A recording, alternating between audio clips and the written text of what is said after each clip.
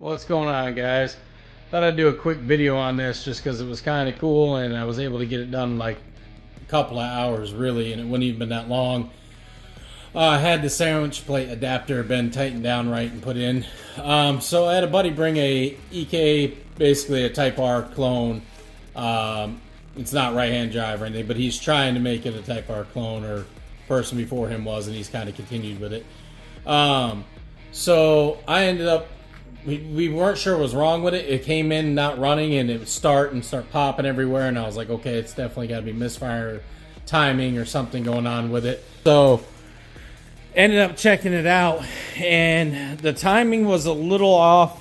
I don't know if you want to say it was fully one tooth off, because it's a B20 VTEC in here, and a lot of times people have issues getting that timing, those cams, and the timing to mark just right with the B20 VTECs.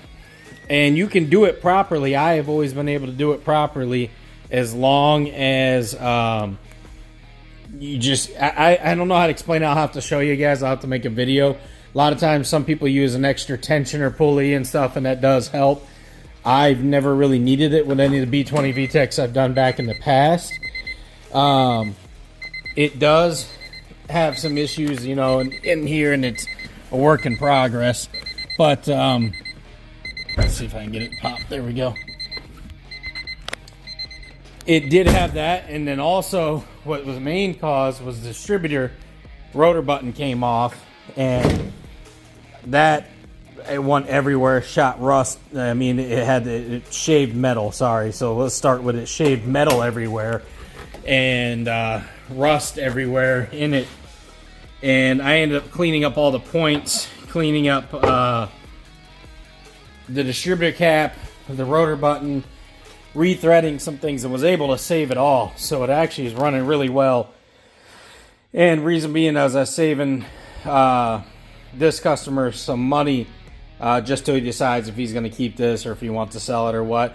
And then I also did an oil change and adjusted his throttle and throttle cable, and that whole sandwich plate adapter that runs back here to your head was completely loose and not put on right. And luckily, somehow, it was not leaking very much, and I got it back off.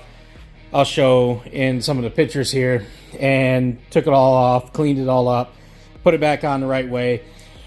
And also his which I just think is ridiculous, his nut that holds the oil in is supposed to be a 17 millimeter nut, and I couldn't get the wrench around it. Well, the nut was kind of stripped in certain places, so I actually used my bench grinder, grind it down just right so it could fit. Had enough material on there so I could still use it and make it look almost like it had never been done. And the crush washer on it was so horrible. I got a picture I'll show in there too. And then someone tried to put silicone on it. So I hate people that do these cheap routes, especially on Hondas, because it makes Hondas look bad. And it annoys me when people just do these dumb, cheap things. When a new crush washer would cost you like $1 or $1.50, I think, at freaking Honda. And I don't know, it just aggravates the hell out of me. It had almost no oil in it. That's not his fault. He didn't, you know, he had this basically for only so long, ran it, and then started to have trouble with it and brought it to me. So I did a fresh oil change on it. I'm not seeing any oil leaks anymore that I can tell. Of course, you know, I only ran it for so long. B20 VTEC with a few mods. It supposedly has a tune on it. The ECU I couldn't see had any Hondata or any port on it. I'm assuming it's probably chipped. But all in all, it's pretty clean. It needs some work, but this is pretty cool. I'm not a big fan of the purple engine bay for the fact that it's trying to be a Type R clone. Otherwise, I think it'd be pretty cool. But he's definitely looking to possibly continue with this. It pulls like a motherfucker and runs good. The motor is doing very well, very healthy. Suspension needs some work.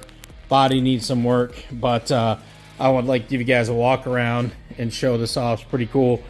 He is, like, again, in the works of really either deciding to fix with this, or depending on you know, family and life, he might end up putting it for sale. So if anybody's interested, you know, maybe hit me up and I can give you his information if he's willing. So it sounds pretty good.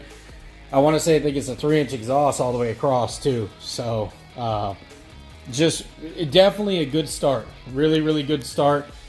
I think if he keeps this thing and finishes a few things proper, holy hell, it would be good, because I think it's even an authentic Type R gauge cluster. So let's see. It looks it, but then again, I'm not, you know, an expert on those anymore. It's been a long time. But let me open up the garage here. Should start right up. And I got this thing idling from what we were talking about. I don't know till he gets here. Idling better than he's ever had it idle before. Now it's going to be a little high idle when it's cold starting, hasn't ran for a little bit. Hybrid Racing shifter. It's got Hybrid Racing mounts in there. Decent Kenwood head unit and everything. Little JDM air freshener. Really, I mean, it needs some work. Like you see, it's got missing. It's in the door handle, but the window roll down thingamabob, whatever you want to call it. My mind is fried. I've been busy all weekend, so forgive me, guys. But yeah, it's running. Sounds good. Sounds healthy. Definitely was a pleasure to work on it. We'll probably do stuff in the future with it, and yeah, I'll be happy to see him get here. So yeah, guys, just figured I'd show that with you. It'd be a cool little quick YouTube video.